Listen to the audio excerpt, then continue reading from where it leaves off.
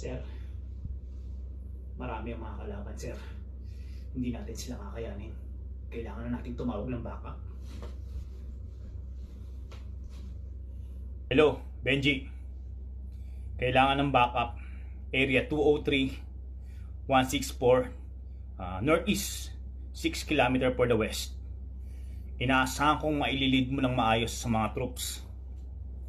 Marami ang kalaban. Humanda kayo, mag-ingat kayo. Hello, sir. Si Benji ito, sir. Kasama ko si Carlos ngayon. At napapaligiran na kami ng mga troops. Anumang oras pwede na namin pasukin to. Kaya, sir, hinihintay na lang namin ang lead nyo. Reporting for duty, sir. Copy, Benji. Kasama mo na pala si Carlos ngayon.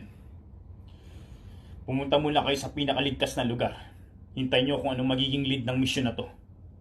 Isasangguni ko muna sa matataas na opisyal kung anong gagawin natin. Sa ngayon, mag-ingat kayo. Wala na akong maipapadalang troops dyan. Protektahan nyo ang isa't isa. Copy, sir. Clear. Benji. Carlos, secured ang lugar. Tatawag muna ako kay sir na nakahanap na tayo ng pagtataguan pansamantala. At tatanungin ko na rin kung anong magiging lead ng mission natin na to. Hello, sir. Si Benji to. Nakahanap na kami pansamantala ng mapagtataguang lugar. Hinihintay lang po namin ang lead nyo. Sa ngayon, dito muna kami, sir, ni Carlos. Magmamatsig sa paligid. Magre-report po kami agad kapag may nakita po kami kahina-hinala. Reporting for duty, sir. Copy, Benji. May bago na rin tayong lead tungkol sa mission nyo. Kailangan mabawi natin ang Samantha Jar. Benji, isa tong secret mission. At kayong dalawa ni Carlos ang inaasahan ko. At ang grupong kainkwentro nyo ngayon, sila ang makakapagturo ng lead kung saan ito nakatago. Tinakip nila si Mr. Chow, ang isa sa pinakasikat na anti-collector. Didiretsuhin na kita, Benji. Ang mission nyo ngayon, iligtas si Mr. Chow at makuha ang Samantha Jar. Copy, sir. Benji, kamusta na ang lead ng mission natin? Nag-surveillance ako kanina sa paligid. At may 2 taong umiikot sa gusali na to. Hindi tayo pwedeng magtagal. Kailangan baguhin natin ang plano. Copy, Carlos. Ibinigay na sa akin, sir, ang lead kung anong gagawin natin sa mission. Dinakip ng mga kalaban si Mr. Chow. At kailangan nating mahanap si Mr. Chow sa lugar na to. At nabanggit din ni sir na kailangan makuha natin ang Samantha Jar. Hindi pa malinaw sa akin ang lead kung anong Samantha Jar. Kaya, secure mo muna ang lugar, Carlos. Mag-report lang ako kay sir. Copy, Benji. Hello, sir. Si Benji ito. Sir, hindi magandang balita. May 2 taong nakita si Carlos at umaligid sa gusaling ito. Kailangan nating baguhin ang plano, sir. At sir, may lilinawin na ako. Ano ba talaga ang Samantha Jar? Wala akong ideya kung ano to, sir.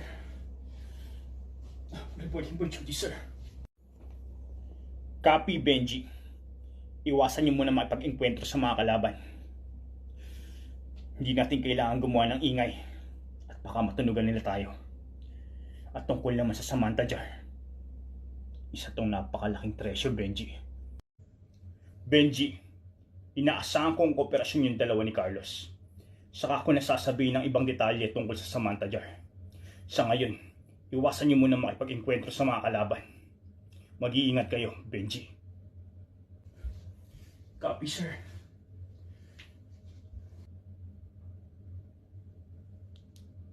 Mr. Valdez, kailangan nating mag-usap ng masinsinan. Sa wakas, mukhang pumapayag ka na rin sa kasunduan. Mag-uusap tayo.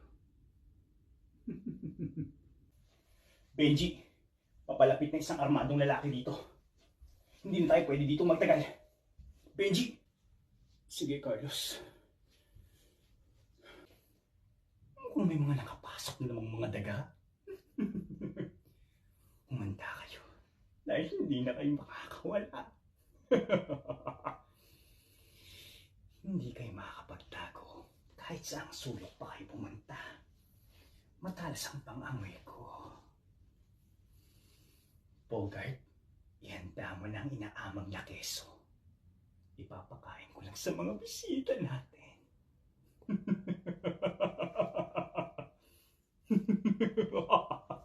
Benji, may nakita akong basement dito sa taas. At mukhang pwede natin itong pagtaguan pansamantala. Wala na tayong magagawa. Ito na lang tanging paraan para matakas tayo. Copy, Carlos. Benji, kunin mo tong tape na to. Ito na lang ang tanging paraan.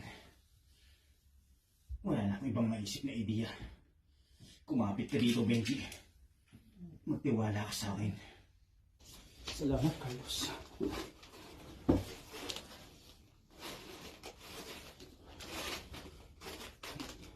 Carlos, hilahin mo na yung tape. Parating na sila. Hindi ako pwedeng magkamali. Bukas ang pintuan.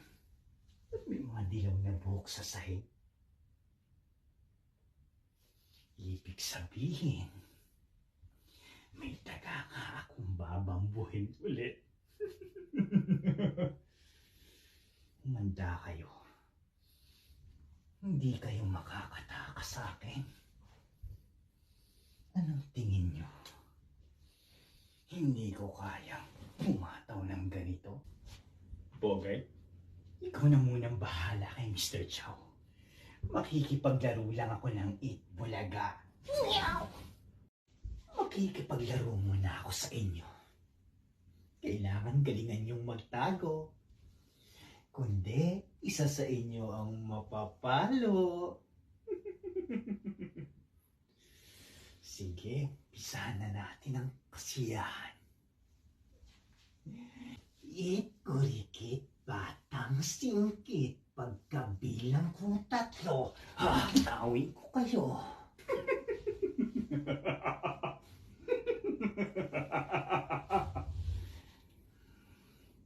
Takbo na. Carlos, anong gagawin natin? Mapangalib ang lalaking to. Benji, maghihintay tayo ng tamang pagkakataon. Hindi tayo pwedeng kumilos ng padalos-dalos. Carlos, i-secured mo muna ang lugar. Kailangan ko makapag-report agad kay sir. Hindi tayo pwedeng gumawa ng ingay dito, Benji. Sa ngayon, ang pinakamagandang gawin natin ngayon, magantay ng tamang pagkakataon. Masyadong delikado ang lalaking to. Copy, Carlos. Maliliit na gagamba umakyat sa sanga. Darating ang ulan at hambalusin siya. Maliliit na gagamba, pipilayin na kita. Mukhang kailangan kong maging mahinahon ngayong araw. Suitachi Kugatsukara. It means September 1. And it's all about the Christmas carols. Ang ibig sabihin lang nun, maswerte na naman kayo. Alam kong eksaktong lokasyon nyo. Masyado pang maaga para damputin kayo.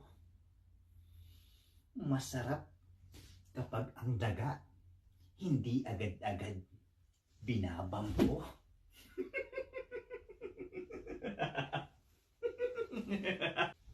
Hayaan niyo magtangkal muna ako sa mga manonood.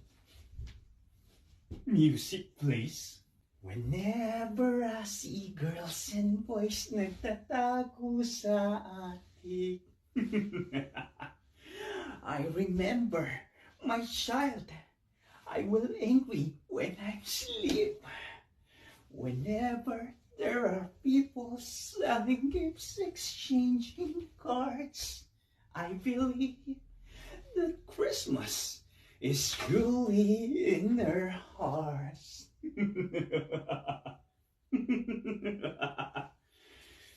Merry Christmas! Benji, naiisip mo ba ang naiisip ko? Oo, Vito. Oo, Carlos. Naisip ko ang naisip mo. Benji, mukhang pants ka pa rin talaga ng bananas in panjamas. Ikaw talaga. Ganito ang plano natin, Benji. Itatali ko tong tali na to sa pinakitaas na bahagi ng gusali na to. At dun, bababa tayo. Mukhang ito ng tamang pagkakataon. Mukhang nagbagong isip ng lalaking yun. At yun ang malaking pagkakamali niya. Ang pakawalan ng mga daga sa mismong kinalalagyan nito. Benji, kakayanin natin tong misyon na to. May kahinaan sila at nararamdaman ko yun. Magtiwala ka sa akin. Malaki ang tiwala ko sa iyo, Carlos. Nung nakasama kita sa misyon na to, naging kampante ako. Alam ko mabuti kang tao, Carlos. Paghayari ang misyon natin na to, ikukwento ko sa iyo kung ano ba talaga ang katauhan ko. Basta ipangako mong huwag na huwag kang magdadrama, Benji. Ayoko pa naman sa lahat yun. Ikaw talaga. Mr. Valdez, mukhang ikaw naman nata ang tumatawag ngayon. Merry Christmas, kaibigan. Ayaw mo nun? May mamamas ko sa'yo ng impormasyon. May pag-uusapan tayo. Tungkol naman sa mga kinalat mong basura dito. Hinayaan ko muna silang makawala. Ayokong mabahira ng kahit na anong dumi ang kamay ko ngayong September 1. Naintindihan mo yun? Pag-uusapan natin ang tungkol sa Samantha Jar. Paaminin ko si Mr. Chow nang nalalaman niya. At ikaw na munang bahala sa mga kinalat mong basura dito. Copy, Mr. Valdez. Masyado ko pa rin talagang tuso. Maawain ka. At masyado ko naniniwala sa mga pamahiin. Yun ang mga gusto ko sa'yo. Ngayon pag-usapan natin kung magkano magiging hatian. Magkano magiging parte ko. Pag sumunod ako sa kasunduan mo. Huwag kang mag-alala. Ako lang maglilinis ng mga kalat. Benji, may nakita akong dalawang hanger dito.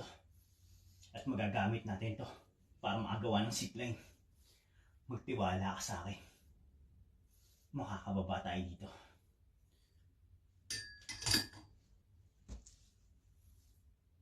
Itatali ko lang to.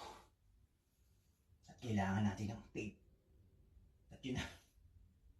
Bullseye. Nice plan, di ba?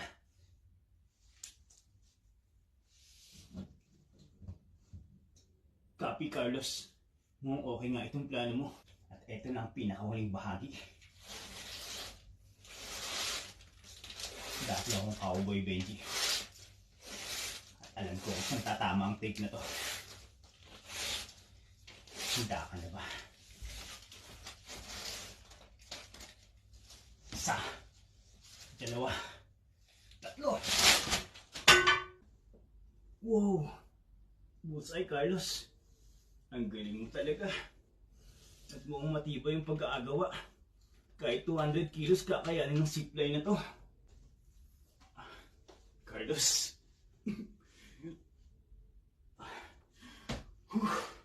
Carlos. Kaya ko to! Grabe ka, Carlos. Hindi mo naman sinabing may lamat na yun, tape. Benji. Magsusurveillance muna ako sa labas. Titingin lang muna ako sa paligid. At baka patibong to ng mga kalaban. Mag-report ka muna kay sir. Ako nang bahala sa labas. Sige, Carlos. Ikaw na munang bahala sa labas. Masasakit ba ang tuhod ko? Na mali yata yung bagsak ko. Tatawag lang ako kay sir. At i-update kita agad kung ano magiging lead niya. Salamat, Carlos.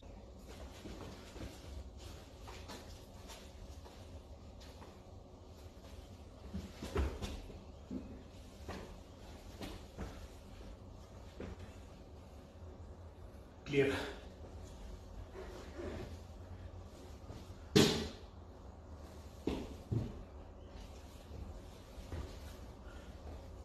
Clear. Masyado yatang malungkot ang panahon. Hindi ako sanay kapag ganito. Naiinis ako sa sarili ko. Bakit hindi ko ginagawa yung mga bagay na dapat gawin? Street rat, street rat, come again, street rat. Hindi ko na kayo bibigyan ng pangalawang pagkakataon. Anong nangyari sa akin? 7 taon na palang nakalipas. Pero parang kailan lang. Naaalala mo ba yun, Mr. Chow? Ikaw ang taong nagpadala sa akin para hanapin ang Samantha Jar. Tandang-tanda ko ba yun? 7 taon. Isa ako sa pinakasikat na detective. Wala akong kasong hindi nalutas. Alam ko ang kabalututan ng sistema nyo. Ako si Mr. Valdez. At tandang-tanda ko pa ang itsura mo nun. Hawak kamay ko na ang Samantha Jar.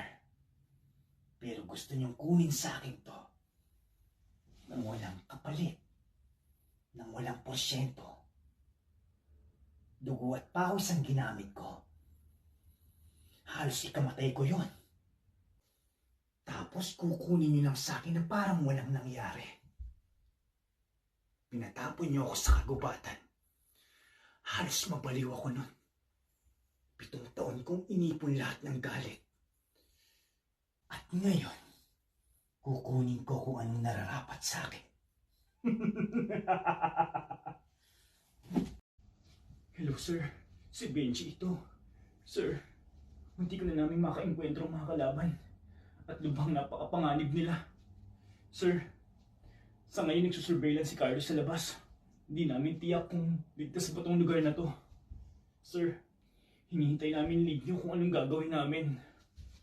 Sa ngayon, sir, hindi ko alam kung anong gagawin ko. Reporting for duty, sir. Copy, Benji. Sa ngayon, hintayin niyo muna ang lead ko kung anong gagawin natin sa misyon. May malaking pagbabago sa mga priority natin at objectives. Benji, ititigil muna natin ang paghahanap kay Mr. Chow. At pansamantalang hindi muna natin itutuloy ang plano para mahanap ang Samantha Jar. Hintayin niyo ang lead ko, Benji. May pagpupulong kami ng matataas na opisyal. At sa ngayon, inaasahan kong kooperasyon niyo. Benji, inaasahan kita para sa misyon na to. Copy, sir. Bakit kaya biglang nagbago ang misyon? Anong ibig sabihin nito? Kailangan paniwalain ko muna si Mr. Valdez na tumutupad ako sa kasunduan. Mamiminuit ako sa 2 ilog at doon ako sigurado lalagay. Alam kong andito lang yan. Andito lang ang Samantha Jar. Ako yata si Mr. Valdez. Ang isa sa pinakatanyag na detective. Ang makakatagpo sa pinakamaalamat na artifact sa buong mundo. Ang regalo ni Prinsipe David sa isa sa pinakamagandang prinsesa na si Samantha. Ang maalamat na artifacts na pinagkakaguluhan sa black market. Pag natagpuan ko to, magiging mayaman ako. 50% ang pinangako ni Mr. Chow na magiging parte ko sa kayamanan. Isa tong nakakalulang halaga. Pinag-aralan ko itong mabuti. Hindi ako pwedeng magkamali. Ito na nga ba ang Samantha Jar? Imposible. Ako si Mr. Valdez. Ang nakatagpo ng pinakamaalamat na artifact sa buong mundo. Na hindi mo pagtutumbasan ng kahit anong halaga. Ang pinakamakasaysayan, ang Samantha Jar. Nagugunita ako pa sa kamay ko na hawak ko lang ang Samantha Jar. Pero tuso ka, Mr. Chow. Patibong lang pala ang lahat. Ginamit mo lang ako. At ngayon, aaminin mo sa akin kung saan nakatago ang Samantha Jar. Wala na bang mas mahigpit na tape dito? Mukhang kulang ng budget mo, Mr. Valdez. Come, hey, Joy! Meron ka pa hindi alam sa Samantha Jar. Nasa Japan na to. Napaglaruan ko ang isang pinakamagaling na detective na si Mr. Valdez. Mukhang dumaplis ang pagiging effective. Kaya ayun, naging marites. Mr. Valdez, wala ka nang magagawa. Pinagkatiwala ko na to sa mga tauhan ko. Naka-auction na to sa York, New City. Come, hey, Patchoy! Kaya patawad, Mr. Valdez. Kahit anong gawin mo sa akin, wala na ring silbi. Parang yung mga plano mo ngayon, kailangan mo lang magdikte.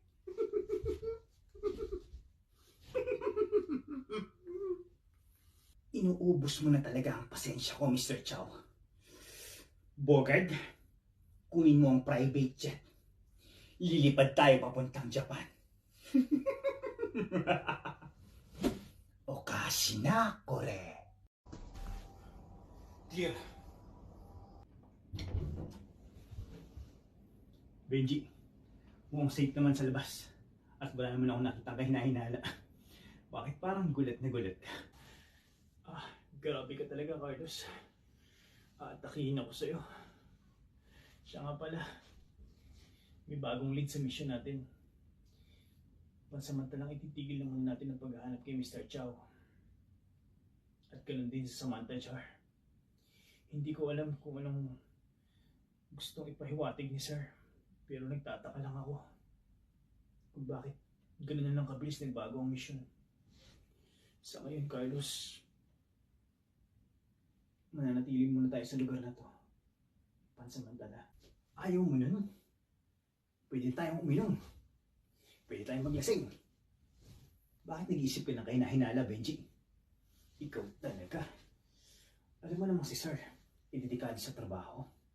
At isa pa, ito ng pagkakataon natin, Benji. Makakapag-relax na tayo. Makakasayaw na ako ng ganito. Woo!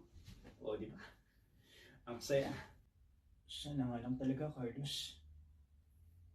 Pwede ba ako magsabi sa'yo ng problema? Kapag nalasing ako? Oo naman, Benji. Kahit di ka naman lasing mo, madrama ka naman. Kinuha ko na yung mga baon natin, Benji. Para makainom na tayo. Inom na talaga ako eh. Oh, para sa ito. Ubusin mo yan, Benji ah. Salamat, Carlos.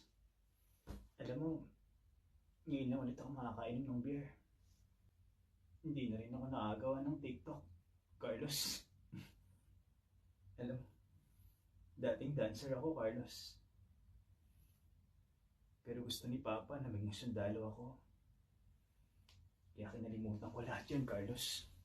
Naalala ko pa nun. Nag-iiyawan talaga yung mga tao pagka sumasayaw ako ng ganito, Carlos. Hindi ko alam, Benji, na komedyante ka pala. Alam mo, mukhang parehas tayo ng hilig. Magaling din kaya akong sumayaw. Oh, ang galing. Galing sumayaw. Galing kong gumalaw. O, di ba? Totoy Bibo yun.